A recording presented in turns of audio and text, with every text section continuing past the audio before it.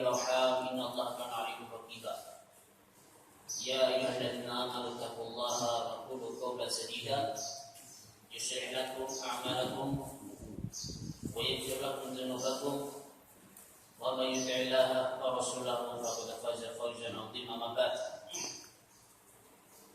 فإن أصدق الحديث كتاب الله وخير الهدى هدى محمد صلى الله عليه وسلم وشر الأمور محدثاتها فإن كل محدثات بدعة وكل بدعة ضلالة وكل ضلالة في النار. Ikhwati jemaah salat subuh rahimani wa rahimakumullah.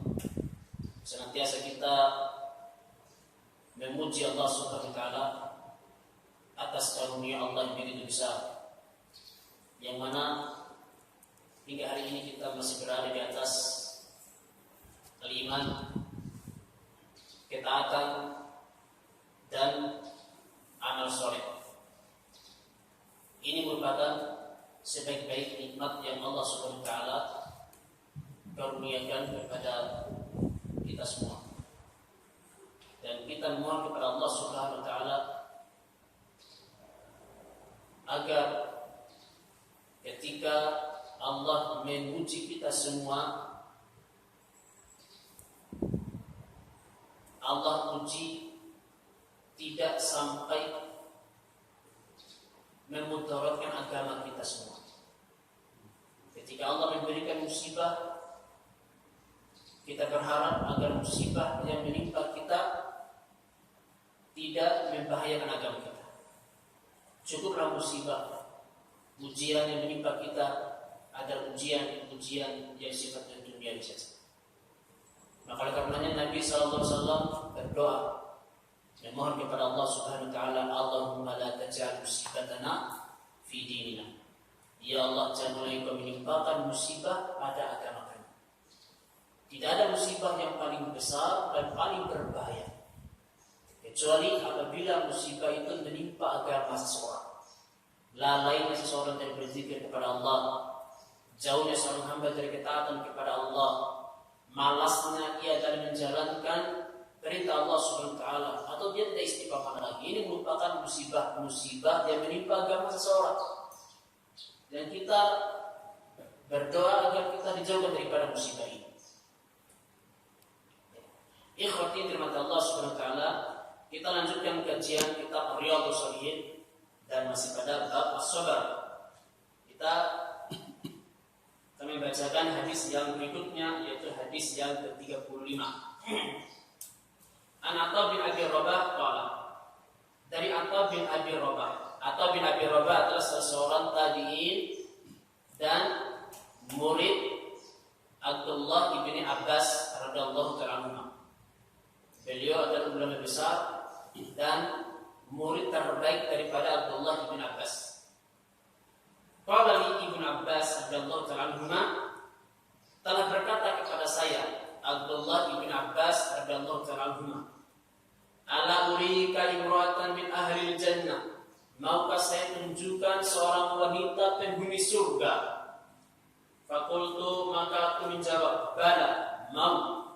Qala, maka berkata Abdullah bin Abbas, hadhil mar'atu sauda'u atat Nabiya sallallahu alaihi wasallam. Wanita penghuni surga itu adalah wanita hitam ini. Ditunjuk oleh Abdullah bin Abbas. Jadi Abdullah bin Abbas ini menunjuk, mentakyin, ya, langsung disebutkan orangnya. Wanita ini dulu pernah datang kepada Nabi sallallahu alaihi wasallam. Lalu wanita ini berkata kepada Nabi, ini usra'u, sesungguhnya saya ini selalu terkena penyakit ayan. Tahu ayan ya? Orang kejang-kejang. Wa inni atakasyaf, setiap kali aku tertimpa penyakit ayan, terkapar-kapar di atas bumi, tersingkaplah aurat saya. Fad'ullaha ta'ala li, maka wahai Rasulullah, berdoalah kepada Allah untuk menyembuhkan penyakitku. Maka Rasulullah bersabda, in syi'ti sabarti walakil jannah. Rasulullah berkata, jika engkau mau bersabar dengan penyakit yang menimpa kamu ini, maka balasannya adalah surga. Kamu pasti masuk surga, kata Nabi SAW. Wa in syi'ti da'utullah ta'ala ayyu'afiki. Dan kalau engkau mau, saya bisa berdoa kepada Allah untuk menyembuhkanmu. Ya, Rasulullah SAW memberikan dua pilihan kepada wanita yang berpenyakit ayat ini. Mau disembuhkan sehingga dia tidak terkena ayan lagi, atau dia tetap bersabar dengan penyakit ayannya, tapi balasannya adalah surga Allah Subhanahu wa ta'ala. Ya, dua pilihan, mau sembuh ya, atau mau surga, tapi harus bersabar dengan penyakit yang menimpa. Subhanallah, apa pilihan wanita ini? Asbir. Kalau begitu, saya lebih baik bersabar. Tetap terkena penyakit ayah. Dia lebih memilih penyakit ada pada dirinya. Kenapa? Karena penyakit yang menimpa seorang hamba atau ujian ada pada diri hamba ini sebagai jalan penghapus dosa, sebagai media penghapus dosa. Makin berat ujian penyakit seorang hamba, dan semakin lama penyakit itu, maka makin banyak pula dosa-dosa yang digugurkan. Banyak dan besarnya dosa yang digugurkan tergantung daripada banyak dan besarnya ujian atau penyakit yang diderita oleh seorang hamba. Ini luar biasa wanita ini. Karena mereka adalah muridnya Rasulullah SAW. Mereka adalah orang-orang yang bermajelis dengan Nabi SAW. Mereka adalah orang-orang yang ditarbiyah oleh Nabi SAW. Ya, mereka lebih memilih diuji. Mereka lebih memilih penyakit. Mereka lebih memilih sakit. Mereka lebih memilih beratnya ujian. Kenapa? Karena beratnya ujian, karena penyakit yang menimpa seorang hamba, lalu bersabar, balasannya adalah surga Allah Subhanahu wa ta'ala. Ini orang-orang yang memiliki tingkatan iman yang sudah tinggi. Dan orang betul-betul dikasih pemahaman oleh Allah Subhanahu wa ta'ala. Aku lebih memilih sabar, wahai Rasulullah. Ya. Tidak apa-apa penyakitnya ada pada diri saya, Rasulullah. Yang penting saya masuk surga. Ya, memang seperti itulah cita-cita seorang mukmin. Ya, kalau ditanya orang mukmin cita-citanya apa? Jawabannya adalah surga. Bukan cita-cita duniawi. Ya, orang tidak ada agama di dalam hatinya. Orang-orang pikirannya dikuasai oleh dunia. Selalu saja yang ditanyakan cita-citanya adalah yang duniawinya. Seorang mukmin cita-citanya adalah surga Allah Subhanahu wa ta'ala. Ini misalnya seorang mukmin. Ya, yang dicita-citakan adalah masuk dalam surga Allah Subhanahu wa ta'ala. Ini atakasyaf, fadulullah ala atakasyaf fada'alaha. Saya tetap bersabar dengan penyakit saya, wahai Rasulullah. Akan tetapi kalau saya terkena penyakit ayat, kalau ayat saya tidak kambuh, aurat saya tersingkap. Kelihatan semua aurat saya. Berdoalah kepada Allah agar aurat saya tidak tersingkap. Dan subhanallah, maka Rasulullah SAW pun berdoa. Dan setiap kali wanita ini kambuh ayatnya tidak pernah tersingkap auratnya. Subhanallah, ini mukjizat. Andai Rasulullah SAW mendoakan kesembuhan wanita ini, maka Allah SWT menyembuhkan wanita ini. Sebagaimana Rasulullah SAW berdoa agar tidak tersingkap auratnya, maka auratnya pun tidak tersingkap. Auratnya pun tidak tersingkap sampai wanita ini diwafatkan oleh Allah SWT. Ya, muttafaqun alaih. Asyarah penjelasan daripada hadis ini.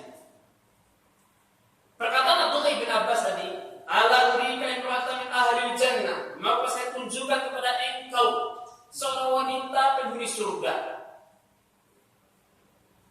Abdullah bin Abbas di sini menunjuk langsung seorang wanita penghuni surga.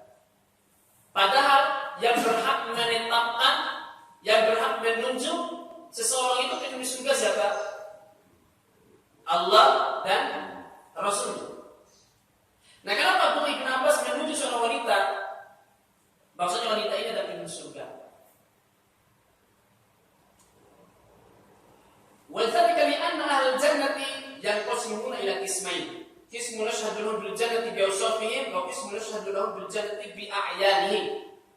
Yang demikian itu karena penduduk surga itu dibagi menjadi dua. Yang pertama, seorang yang menjadi penghuni surga karena sifat-sifatnya.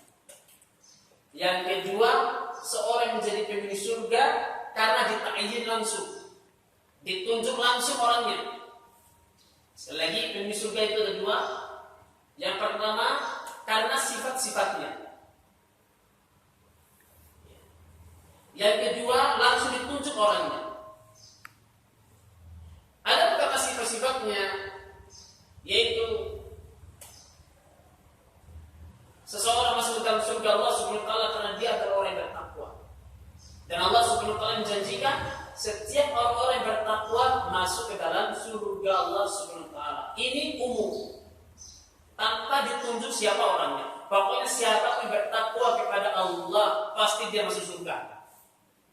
Innal muttaqina mafaza hadaiqa wa a'naba wa kawa'iba atraba wa ka'san dihaqa la yasma'una fiha lagwan wa la kidhaba jazaa'an min rabbika 'ata'an hisaba. Sesungguhnya bagi orang-orang yang bertakwa itu beruntunglah mereka. Ya, hadaiqa wa a'naba. Bagi mereka ada kebun-kebun dan ada buah anggur untuk mereka. Wa kawa'iba atraba. Dan minuman dari cerek serta bidadari yang sebanyak umurnya. Dan seterusnya. Balasan surga bagi orang-orang yang bertakwa.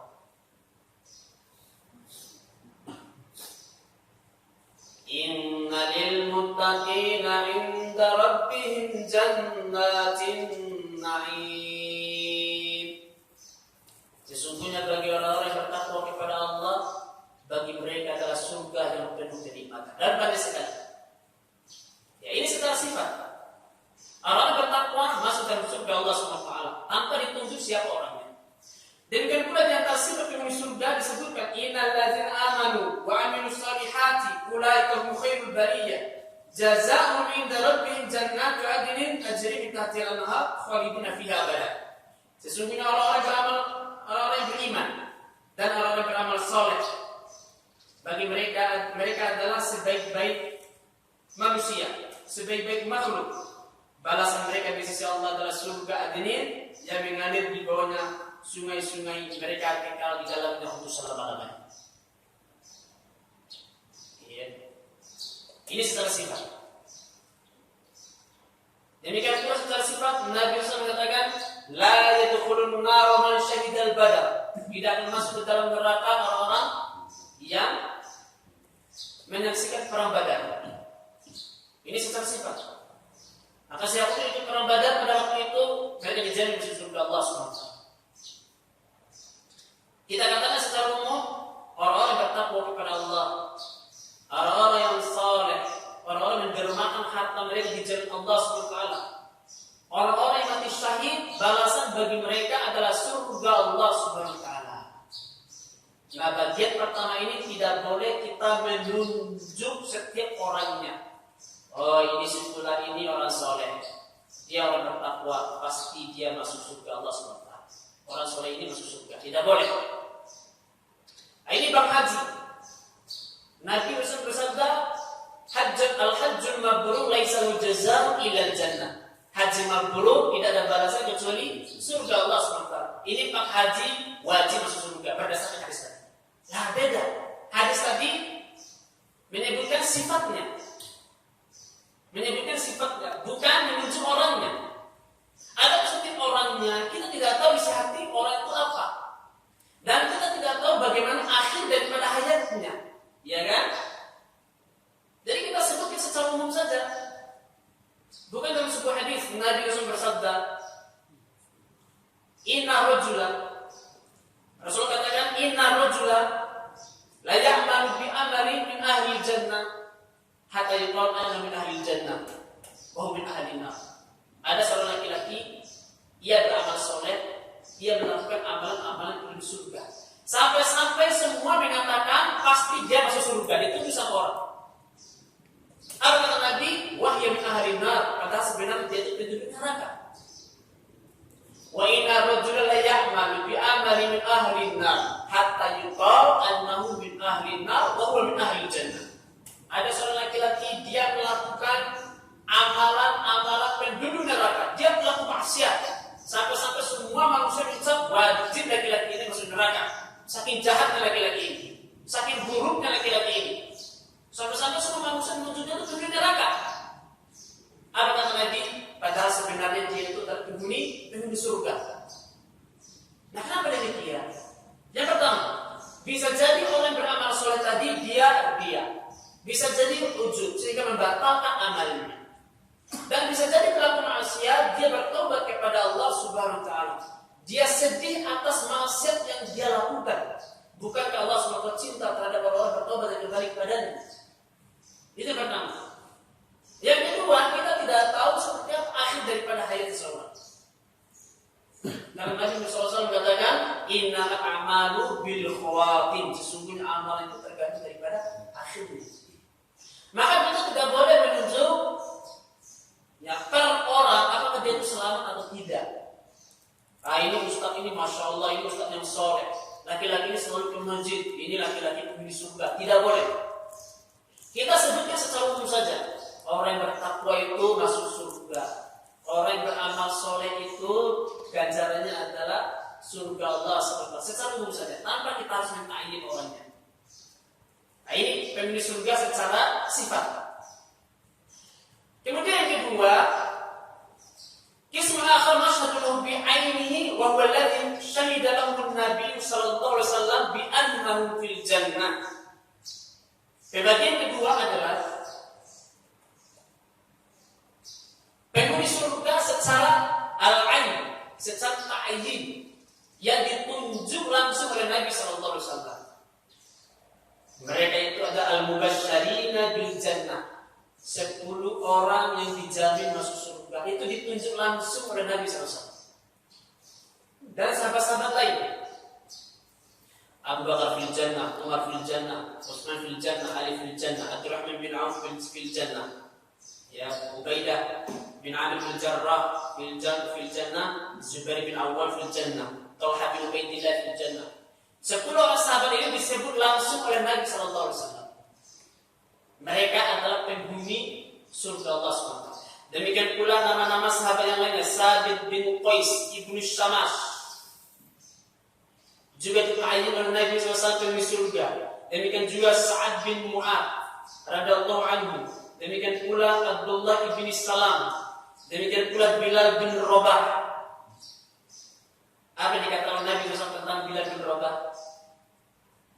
Siapa yang tahu? Hadisnya ma'ruf. Bunyi sandal Bilal di surga. Berarti Nabi sudah mencap Bilal itu penghuni surga. Dan lain sebagainya. Khadijah binti Khuwailid radhiyallahu ta'ala anha sudah dicap masuk surga. Siapapun orang-orang yang disebutkan namanya oleh Nabi SAW, dia penghuni surga, maka kita katakan ini adalah laki-laki penghuni surga. Selain daripada itu tidak boleh. Selain daripada itu kita harus sebutkan secara umum. Siapa yang beramal soleh, siapa yang bertakwa kepada Allah, pasti dia masuk surga. Adapun menunjuk orangnya tidak boleh. Sebab yang berhak mengkafir surga untuk seorang hamba siapa? Allah Subhanahu wa taala. Demikian pula sebaliknya. Manusia penghuni neraka. Penghuni neraka secara sifat dan penghuni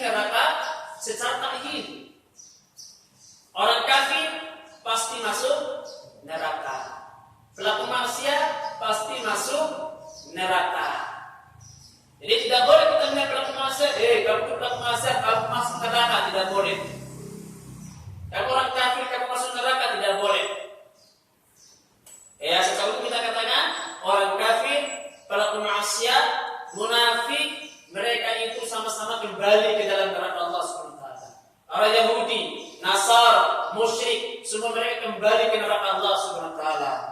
Tidak boleh kita tunjuk orang. Ya. Ada penghuni neraka secara ta'yin. Ya, penghuni neraka yang ditunjuk oleh Nabi SAW dan juga ditunjuk oleh Allah Subhanahu wa taala. Ya, seperti siapa? Abu Lahab.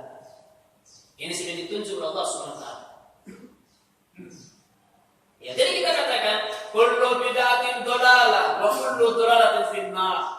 Setiap bid'ah itu adalah sesat dan setiap kesesatan itu masuk ke dalam neraka. Ini sifat secara umum. Nabi mengatakan demikian. Ada pelaku bid'ah tidak boleh kita katakan kamu sesat, kamu masuk neraka, tidak boleh. Karena setiap bid'ah itu adalah sesat dan setiap kesesatan masuk neraka. Ini sifatnya umum. Bukan ta'yin. Makanya salah. Orang yang mengatakan ini Dajjal ini suka mencap orang masuk neraka. Siapa yang mencap orang masuk neraka? Demikian pula hadis Nabi sallallahu alaihi wasallam menyebutkan umat ini berpecah menjadi 73 golongan. Semuanya masuk neraka kata Nabi. Ini sifat. Ini sifat. Kecuali wahid, kecuali satu. Wah, jadi ini mengampangkan semua orang Islam masuk neraka, semuanya biasa saja masuk surga. Bukan itu maksudnya. Ini adalah sifat. Ya. Orang yang menyimpang dari ahli sunnah itu masuk neraka.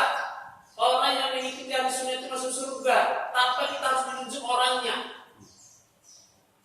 Ini kita harus melurus sampai memahami seperti ini. Masuk surga atau masuk neraka itu disebutkan sifat-sifat oleh Allah dan Rasulnya sallallahu alaihi wasallam.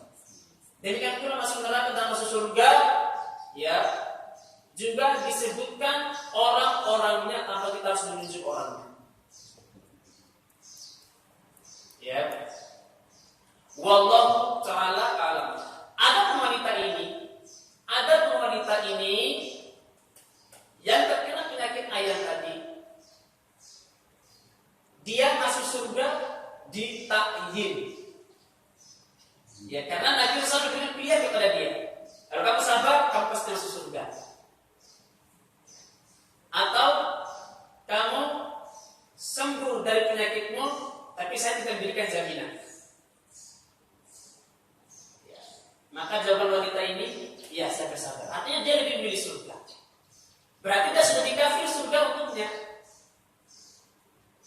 Ya, makanya Abdullah bin Abbas berkata, "Ala urika imra'atan min ahli jannah." Aku saya tunjukkan kepada kau wanita penghuni surga. Wanita itu adalah ini. Ternyata dia adalah seorang budak wanita. Imra'atu sauda, wanita hitam. Ya, wanita seorang budak yang laisat laha qimah fil mujtama, kana tusra wa kana kasif. Ini wanita ini tidak ada harganya di tengah-tengah masyarakat. Ya. Secara strata sosial dia tidak dihargai oleh manusia. Tapi subhanallah dia sudah dicap masuk surga ya, karena kesabarannya. Ya. Jadi di antara sifat masuk surga ya ikhwan, bersabar atas ujian Allah Subhanahu wa taala. Jangan pernah mengeluh dengan musibah apapun yang menimpa kita. Jangan rasa sakit kita, penyakit. Orang terdahulu makin besar penyakit yang menimpa mereka, makin berkepanjangan penyakit yang diderita oleh mereka. Mereka semakin bahagia. Tidak apa-apa, sabar. Hidup di dunia ini sementara kok. Sebentar. Kita bersabar di kehidupan dunia ini yang sebentar lebih baik untuk mendapatkan kebahagiaan yang kekal abadi. Hidup yang miskin tidak apa-apa, menderita di kehidupan dunia. Kekurangan makanan, hari ini makan, besok lapar, tidak apa-apa, itu penghapus dosa. Wa naqsin minal amwali was samarat fabashshiris sabirin. Kami akan memberikan ujian kepada orang-orang beriman berupa kekurangan makanan dan buah-buahan. berikanlah kabar gembira kepada orang-orang bersabar itu.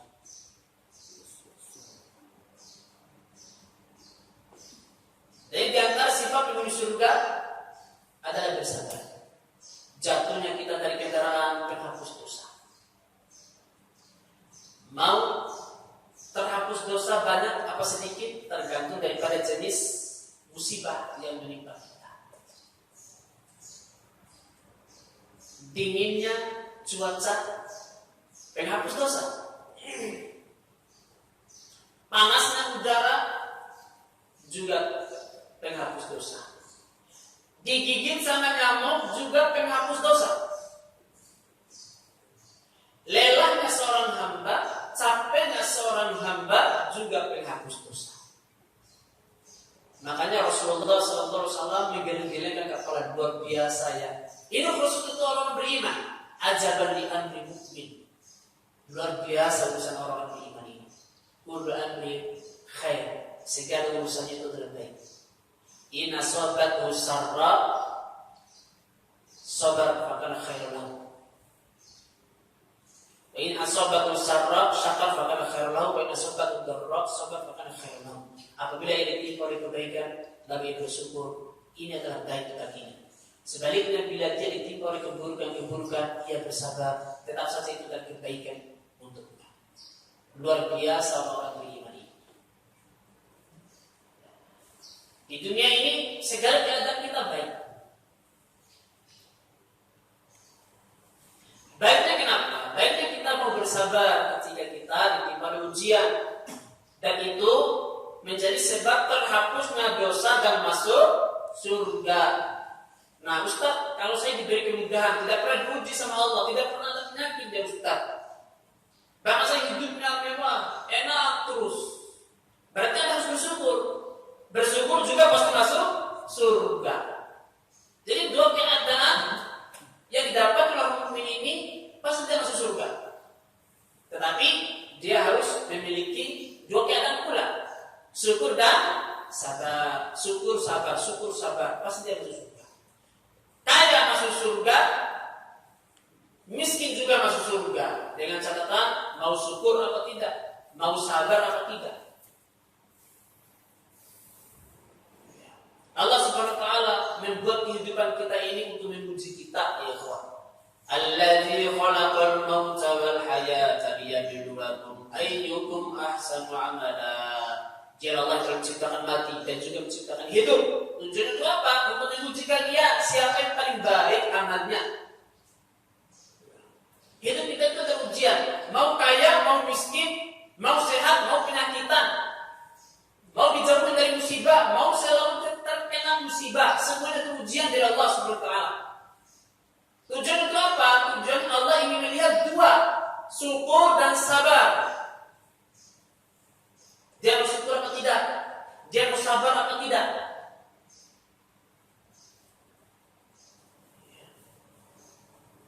Manusia yang paling kaya raya, manusia yang paling kuat, manusia yang paling hebat, yang kerajaannya tidak ada yang mengalahkannya sampai hari kiamat, siapa? Nabi Sulaiman alaihissalam. Seluruh makhluk Allah SWT takluk di hadapannya. Apa kata Sulaiman alaihissalam? Ini adalah nikmat dari Tuhanku liya biduani a'ashkuru au akfur. Ini adalah nikmat dari Tuhanku dan Tuhanku hendak mengujiku apakah aku mau bersabar atau mau bersyukur. Ya tentu Nabi Sulaiman bersyukur dan dia penghuni surga. Para sahabat kaya-kaya, namun mereka telah hamba-hamba yang bersyukur. Ya, jadi wanita ini dita'yin langsung, ditunjuk menjadi penghuni surga lantaran dia mau bersabar. Ya, jadi orang yang bersabar itu secara umum sifatnya.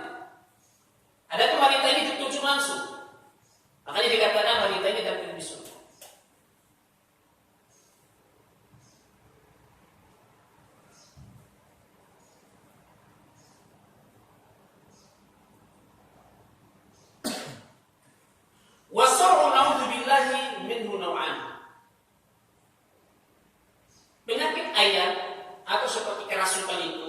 Na'udzubillahi min dzalik. Kita berlindung kepada Allah daripada hal yang demikian. Ayat ini terbagi menjadi dua. Sar'un bisababi tanshadzul a'sab. Seorang itu terkena penyakit ayan karena kejang-kejang, adanya penyakit di dalam fisiknya. Dan ayan seperti ini bisa ditangani oleh dokter. Secara medis bisa diobati. Minum obat sufia biidznillah, sembuh dengan izin Allah SWT. Ini ayat yang pertama. Wa qismu akhar bisababi syayatin wal jin. Adapun yang kedua, orang terkena ayat itu kejang-kejang, terkapar-kapar, itu karena gangguan setan dan jin. Karena dia dikuasai oleh syaitan. Syaitan merasukinya, sehingga di luar daripada alam sadar dan di luar daripada kendali seseorang, murni tubuhnya dikuasai oleh syaitan. Dia berbicara, dia memukul-mukul, dia lari ke sana kemari, dan dia tidak sadar apa yang dia lakukan. Jadi kita banyak saksikan orang yang lari, ya, dia tidak sadar kalau dirinya sedang lari. Atau orang terkapar-kapar, ya, ini kadang ada gangguan syaitan dan orang tersebut tidak menyatakan diri. Hadza naw' min as-sar'i, nas'alullah an yu'idhana wa iyyakum minhu wa min ghairihi min al-afat. Ini merupakan jenis ayat yang kita memohon kepada Allah Subhanahu wa taala agar Allah melindungi kita semua dari segala musibah. Adapun ayat ini dia hanya bisa diobati dengan membaca kitab Allah. Bacakan ayat-ayat ruqyah. Ini obatnya. Dan ini kita saksikan. Ini termasuk di antara mukjizat Al-Quran. Ketika orang kerasukan syaitan, tubuh manusia itu dimasuki dan dikuasai oleh syaitan, lalu kita bacakan ayat-ayat Allah. Wa inna syaitana lisam'in ma'zulun. Sesungguhnya syaitan itu paling tidak kuat ketika mendengarkan Al-Quran. Ketika orang-orang berkata, orang kafir menuduh Nabi Muhammad SAW, Nabi Muhammad itu bukan mendapatkan wahyu, tetapi yang didengar oleh Muhammad itu adalah bisikan-bisikan syaitan, kata orang kafir. Langsung Allah menurunkan ayat bahwasanya anis-sam'i lama'zulun. Sesungguhnya syaitan itu mendengarkan Al-Quran saja itu tidak tahan mereka. Apalagi sampai dikatakan Al-Quran itu datang dari syaitan. Syaitan sendiri mendengarkan Al-Quran tidak tahan. Ini diantara cara kita menjawab subhat, tuduhan orang-orang orientalis yang mengatakan bahwa Al-Quran ini yang dibawa oleh Muhammad ini adalah bisikan syaitan. Katanya ada bisikan-bisikan yang katanya itu adalah wahyu. Sebenarnya itu ada bisikan syaitan kata mereka. Ya kita buktikan itu manusia kerasukan syaitan. Kita bacakan Al-Quran. Teriak syaitannya. Kemudian lari, ya kan? Dan ini merupakan dalil hissiyun, bukti yang nampak menunjukkan kebenaran daripada Al-Quran.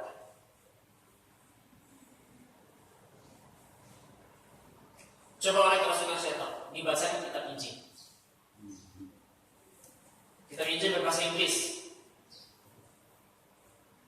Ya. Ada kitab Injil berbahasa Indonesia. Tidak ada kitab Injil itu bahasa aslinya, tidak ada. Kitab Injil ada di dunia ini adalah kitab dengan bahasa yang berbeda-beda.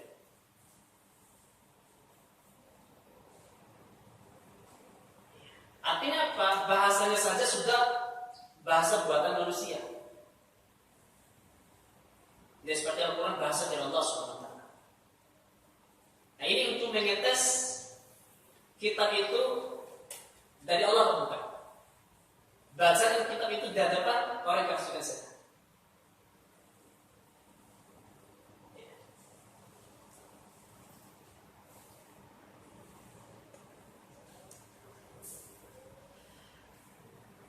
A'ani as-sur'a al-jinnu lil insani bil Qur'an was sunnah wal waqi. Dan ini kita saksikan. Secara realita, orang-orang yang kesurupan, kejang-kejang, terkena penyakit ayat karena dia dikuasai oleh jin dan syaitan, lalu dibacakan dengan Al-Quran dan As-Sunnah. Ini realita. Ya, dengan Al-Quran seperti kita baca Al-Kursi, Al-Fatihah, ya kan, A'udzubillahi falaq. Dengan Sunnah, kita baca Bismillahirrahmanirrahim, la yadurru ma'asmihi syai'un fil ardi wa la fis sama' wa huwas sami'ul 'alim. Ini dari Sunnah. Raditu billahi rabba wa bil islami dina wa bi Muhammadin sallallahu alaihi wasallam nabiyya. Saya beberapa kali meruqyah orang yang sakit-sakitan, kita ruqyah, kita bacakan dari Quran dan Sunnah, reaksi syaitan. Bahkan orang yang tidak ada tanda-tanda sama sekali, ketika kita bacakan ternyata di tubuhnya sudah ada syaitan, baru syaitannya bereaksi. Setelah kita bacakan baru dia merasakan enak, nyaman, ya. Tidak lagi merasakan ada sesuatu yang janggal di dalam dirinya. Ya. Biasanya kalau orang yang malas-malasan, suka lupa, ya. Ini biasanya dikuasai oleh syaitan. Syaitan itu, ya, terkadang dia bereaksi, terkadang dia tidak bereaksi. Di tubuh itu ada syaitan, tapi dia tidak bereaksi. Dia tidak bereaksi. Nah, inilah yang membuat manusia itu suka lupa. Iya kan? Janji lupa. Waktu sholat lupa. Rakaat sholat lupa. Sebentar baca lupa. Hadir pengajian lupa. Nah, ini ada syaitannya. Memang ada syaitan bertengger di situ. Tapi dia tidak bereaksi. Suka malas-malasan. Ya, ibadah-ibadah sunnah baca Al-Quran. Ya, malas. Itu ada syaitan yang menguasai di dalam tubuhnya, tapi syaitan tidak berkuat, tidak bereaksi. Ya, biasa tingkatan parahnya itu ketika syaitan sudah bereaksi, sehingga membuat orang itu terkena ayat. Nah, kalau seseorang merasa diri lupa, kemudian malas-malasan, hendaklah dia ruqyah. Tapi jangan minta ruqyah. Jangan minta ruqyah. Ya, termasuk dengan kurangnya akidah seseorang. Karena dia yastarqun, minta ruqyah. Umul ladzina la yatatayyarun wa la yaqtawun wa la yastarqun. Orang yang masuk surga tanpa hisab itu adalah orang yang tidak tatayyur, tidak minta ruqyah dan tidak melakukan kaid. Ini orang yang langsung masuk surga. Karena haram hukumnya minta ruqyah. Seseorang harus meruqyah mandi. Dia bacakan ayat-ayat ruqyah Al-Qur'an Karim, kemudian dia tiup, kemudian dia usapkan seluruh tubuh. Ya. Jadi seperti ini dia bacakan Al-Fatihah, mulai Ayatul Kursi, kemudian A'udzubillahi falaq, A'udzubillahi nas. Ya, dia usapkan seluruh tubuhnya yang bisa dia jauh. Kemudian dia ulangi. Ya, dia akan merasakan kenyamanan. Karena syaitan sudah keluar. Kadang syaitannya keluar lewat keringat kita. Coba untuk lakukan nanti secara mandiri di rumah. Ada 3 kemungkinan yang akan bakal rasakan. Keluar keringat, atau keluar angin, atau kepengen buang air kecil. Ini adalah jalur-jalur keluarnya syaitan ketika Anda melakukan ruqyah mandi. Ya, ada pun as-sarqu ketika orang itu kejang-kejang, ya tanpa sadar, ngomong tidak jelas, dan dia sendiri tidak tahu apa yang dilakukan itu. Maka ini adalah tingkat gangguan syaitan begitu tinggi. Fafil Quran kalau Allah Subhanahu wa taala di dalam Quran Allah katakan alladzina yaquluna riba la yaqumuna illa kama yaqumu alladzi takhabbathu syaitan minal massi. Sesungguhnya orang-orang yang makan riba, mereka pada hari kiamat ketika berdiri tidaklah mereka berdiri melainkan seperti orang-orang yang kerasukan syaitan. Orang-orang yang diganggu oleh syaitan. Ya, jadi mereka berdiri seperti orang ayam mereka. yang dikuasai oleh syaitan. Ini ancaman besar bagi pelaku riba. Ya, secara umum, secara sifat kita katakan pelaku riba masuk neraka. Adapun orangnya tidak boleh kita tunjuk. Nah, ini rentenir, kamu masuk neraka. Ya, sekali lagi apa? Secara sifat orang-orang yang melakukan riba itu masuk neraka, ini secara sifat. Ya, adapun kalau orang tidak boleh kita tunjuk. Ya, jangan sampai ketika kita menjelaskan ya bahwasanya orang-orang yang riba rentenir itu diancam masuk neraka, diazab di neraka Allah SWT. Jangan sampai dituduh lagi ini orang-orang yang masuk neraka orang, seakan dia sendiri masuk neraka. Ya, ini banyak orang yang salah proses di masalah ini. Termasuk ketika kita menjelaskan bahwasanya setiap bidah itu sesat dan setiap sesat masuk neraka. Bukan berarti kita menuju orang masuk neraka, bukan. Kita katakan semua orang-orang Islam masuk surga. Dan semua orang beramal soleh masuk surga. La yadkhulul jannata illa nafsun muslimatun. Itu hadisnya. Orang-orang yang masuk surga itu hanya orang Islam, itu kata Nabi. Tapi Nabi juga memberikan ancaman. Pelaku bid'ah sesat dan orang sesat masuk neraka. Secara umum Nabi katakan demikian. Bukan berarti kita menunjuk orang, bukan berarti kita menyesatkan semua orang Islam, bukan. Ini saya katakan dia benar sendiri, yang lainnya sesat, yang lainnya masuk neraka semua. Bukan itu maksudnya. Anda salah paham. Ya. Baik.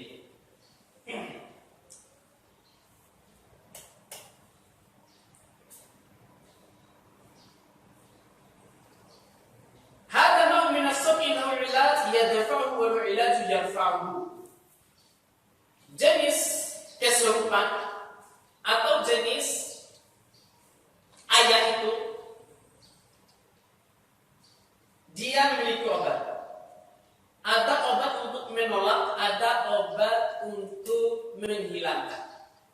Ya, obat kesurupan itu menolak, ada juga menghilangkan. Ada untuk menolak bi an yahrisal insanu 'ala al-awradi syar'iyyah as-sabahiyyah wal masa'iyyah, yaitu seorang hamba dia senantiasa membaca doa-doa yang wajib dari Nabi SAW, membaca wirid-wirid pagi dan petang. Setiap pagi dia membaca zikir pagi, siang sore juga demikian dia baca doa atau zikir sore petang. Karena keutamaannya kata Nabi SAW, barang siapa yang membaca zikir pagi maka akan dilindungi dari berbagai macam bahaya, gangguan syaitan, sihir dan sebagainya sampai waktu sore. Demikian pula barang siapa yang mengamalkan zikir di waktu sore maka dia akan dilindungi dari gangguan-gangguan syaitan, sihir dan berbahaya sampai pagi. Pagi juga dibaca lagi seperti itu terus. Nah, ini namanya perlindungan atau ia menolak bala. Kemudian cara yang kedua yaitu dia menghilangkan atau mengangkat ketika penyakit itu sudah menimpanya. Bahwa idza waqal insanu fa innahu yaqru alaihi ayat, yaitu ketika seseorang sudah terkena penyakit atau sudah kerasukan, ya, maka dia melakukan pengobatan bagaimana supaya kerasukan itu bisa dikeluarkan darinya. Jadi ada perlindungan, ya, doa perlindungan. Ada doa untuk mengeluarkan atau menghilangkan. Ya, maka dia membaca ayat Al-Quran. Dan ayat Al-Quran yang paling baik, yang paling besar untuk perlindungan ataupun untuk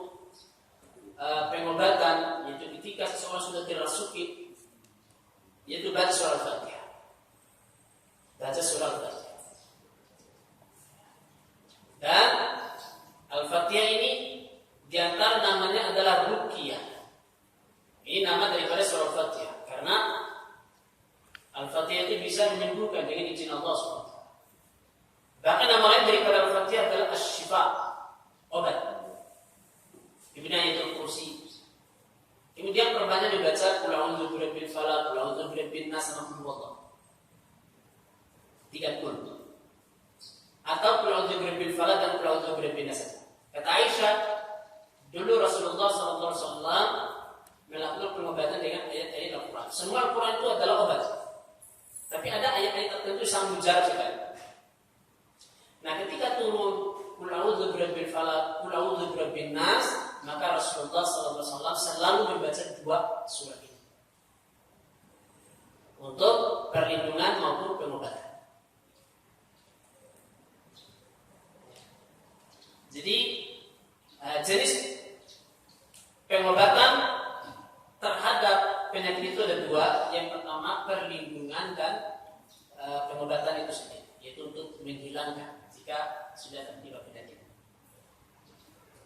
Wasyahid min hadzal hadis, intinya di dalam hadis ini bahwasanya Rasulullah SAW telah menyebutkan terhadap wanita ini, kalau engkau mau bersabar terhadap penyakitmu, maka balasannya adalah surga.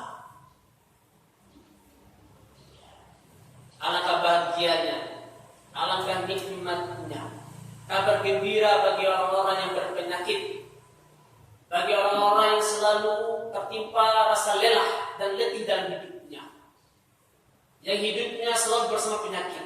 Berbahagialah. Allah berfirman, "Basyiril mu'minin wa basyiris sabirin." Berikanlah kabar gembira bagi mereka yang mau bersabar. Dosa-dosanya terhapus dan dia kembalinya di surga Allah SWT. Rasulullah SAW bersabda, "La yazalu bil mu'min wal mu'minatin bil bala'i hatta yalqallah wa laysa alaihi illa khati'ah." Senantiasa penyakit itu menimpa orang-orang beriman, laki-laki dan perempuan. Ya. Senantiasa penyakit dan ujian itu menimpa orang beriman, laki-laki dan perempuan, sehingga ia berjumpa dengan Allah, sedangkan dosa-dosanya sudah dihapus. Dia bersih berjumpa dengan Allah Subhanahu wa taala. Semoga kita diberi karunia taufik oleh Allah Subhanahu wa taala untuk bersabar. Karena sesungguhnya sabar itu berat ya.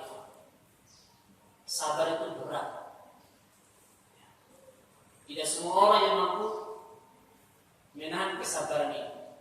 Melainkan orang-orang yang diberi taufik dan kemudahan oleh Allah SWT. Sebagaimana Rasulullah SAW katakan, tidak ada yang paling baik yang Allah berikan kepada seorang hamba melainkan sifat sabar. Melainkan sifat sabar. Tentunya untuk mendapatkan sifat sabar ini harus dibiasakan. Biasakan diri kita dengan sifat sabar. Innama sabru bi tasabburi, kata Nabi SAW, seorang akan menjadi penyabar apabila ia membiasakan dirinya untuk bersabar. Jadi dalam waktu yang lama dia belajar diri untuk bersabar. Sabar itu tidak bisa didapatkan pada satu waktu, pada waktu itu saja tidak. Dia harus mendidik jiwanya. Dia harus membiasakan dirinya untuk selalu bersabar. Latihkan dirinya untuk bersabar. Setiap ada ujian sabar. Setiap ada masa-masa sebelah sabar. Setiap ada hal-hal seperti ini sabar.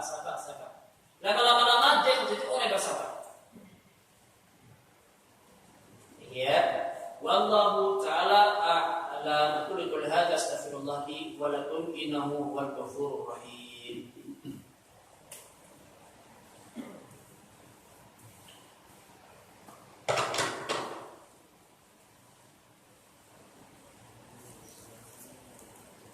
Mohon penjelasan tentang ayat Al-Quran yang bermakna jadikanlah sabar dan sholat sebagai penolong. Ista'inu bis-sabri was-sholat, yaitu sabar dan sholat itu akan memudahkan urusan kita, akan menolong kita. bersabar misalnya. Sebuah syair mengatakan, innama sabru min asbabi dhafa.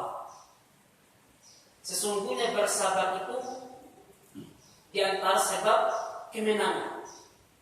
Yaitu misalnya dalam hal peperangan. Peperangan itu berat. Maka seorang hamba harus bersabar menghadapi ujian peperangan. Apabila seorang hamba itu bersabar menghadapi ujian peperangan tersebut, jumlah pasukan kaum muslimin sedikit, sedangkan jumlah musuh begitu banyak, bersabar menghadapi mereka. Kekuatan mereka lebih hebat dari segi jumlah, senjata dan seterusnya. Bersabarlah menghadapi mereka. Innama sabru min asbabi dhafa. Sesungguhnya bersabar itu adalah sebab daripada kemenangan. Demikian pula sabar menghadapi ujian. Ya. Sabar menghadapi ujian pasti ujungnya atau endingnya Allah Subhanahu wa taala akan memberikan kemudahan kepada seorang hamba. Innamal usri yusra. Sesungguhnya setelah kesulitan itu ada kemudahan, tapi harus bersabar. Itu maksudnya. Jadi segala ujian yang menimpa seorang hamba, beratnya ujian ditimpa oleh seorang hamba, apabila ia bersabar, pasti endingnya adalah kebaikan. Dan Allah memberikan jalan keluar bagi orang-orang bersabar. Itu maksudnya. Demikian pula sholat.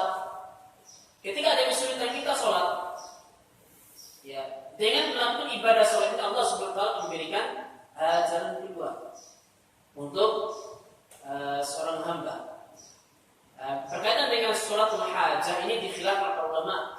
Ya, ketika ada keperluan kita harus sholat 2 rakaat. Menghadapi masalah kita harus sholat 2 rakaat.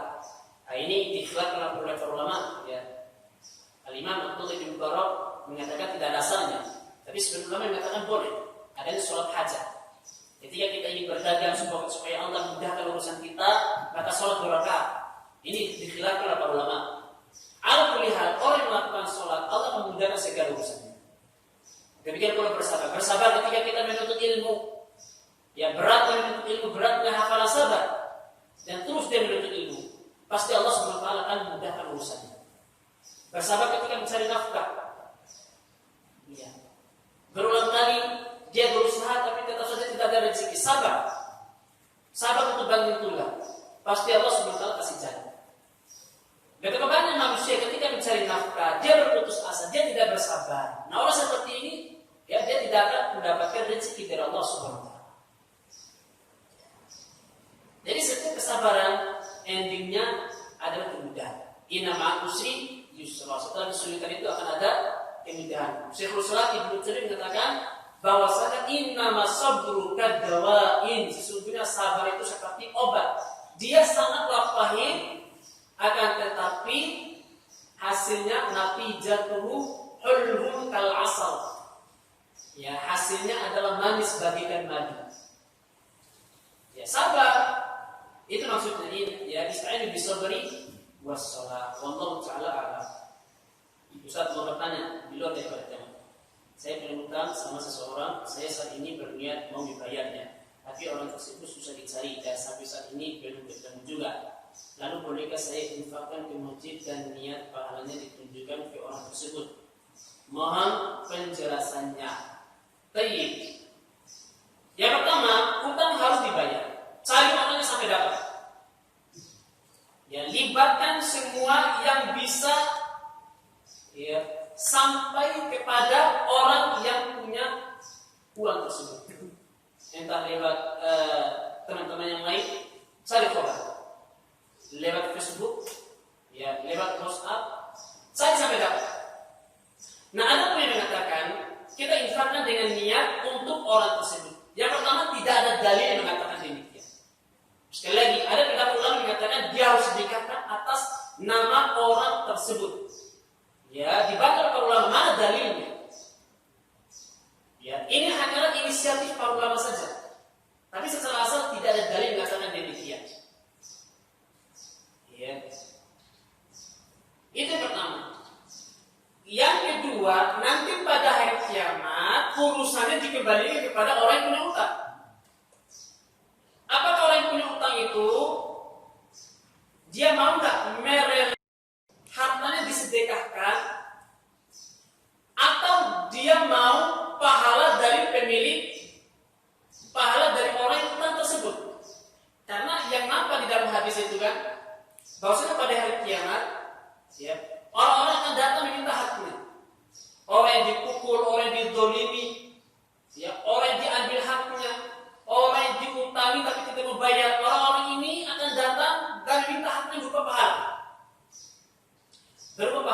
Itu yang nampak dari hadis. Fulan dulu kamu utang tapi kamu tidak mau bayar, mana pahalamu? Mana pahalamu? Yang nampak dalam hadis itu seperti itu. Ya, kalau kamu tidak punya pahala, saya punya dosa, ambillah dosa saya. Dan kata Nabi Sallallahu Alaihi Wasallam, nanti pada hari kiamat tidak ada lagi uang, tidak ada lagi dinar, tidak ada lagi dirham. Yang ada itu adalah saling berbagi-bagi pahala.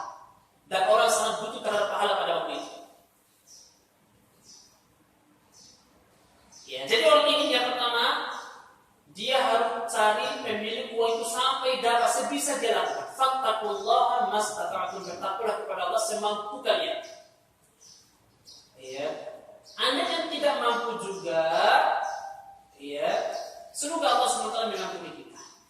Ada pun hadis mengatakan bahwasanya, ya, inna nafsa mu'allaqatun fil jannati hatta yaqdi dainahu. Sesungguhnya surga itu akan sesungguhnya jiwa seseorang itu akan bergantung dan tidak akan masuk surga sampai dia membayar utangnya. Ada pun hadis ini menyebutkan untuk orang-orang yang sengaja tidak membayar utang. Ada pun orang-orang yang memang sudah ada niat untuk membayar utang, namun di luar daripada kesanggupannya, orang itu tidak tidak dia ketemu orang yang memiliki utang tersebut, maka ini semoga dimaafkan Allah Subhanahu wa taala. Ya, Allah berdalil dengan firman Allah Subhanahu wa taala, "Innallaha yaghfiru." Innallaha la yaghfir. Sesungguhnya Allah Subhanahu wa taala mengampuni dosa-dosa selain daripada syirik. Ya. Innallaha la yaghfiru an yushraka bihi wa yaghfiru ma duna dzalika. Sesungguhnya Allah tidak akan mengampuni perbuatan syirik, ada selain daripada itu Allah ampuni. Ya, jadi kalau ada orang yang utang lalu dia tidak bisa membayar karena dia sangat miskin sekali, atau memang sudah punya uang tapi dia tidak temukan orang yang punya uang, ya, sudah dia usahakan untuk mencari pemiliknya, maka diharapkan orang ini dapat ampunan dari Allah SWT. Tidak terkena ancaman, tidak masuk surga. Seperti hadis tadi. Ya. Jadi cari sampai dapat. Bertakwalah kepada Allah supaya mengampuni kalian. Adapun bersedekah ini tidak ada dalilnya. Ya, tidak ada dalilnya. Dan bersedekah itu harus memiliki uang itu sendiri. Dia ikhlas untuk dirinya, bukan orang lain sedekahkan untuk kita. Wallahu ta'ala a'lam. Baik. Baik, kalau kita cukup sampai di sini. Nanti berhadap subhanallah wa bihamdihi, asyhadu an la ilaha illa anta, astaghfiruka wa atubu ilaik. Assalamualaikum warahmatullahi wabarakatuh.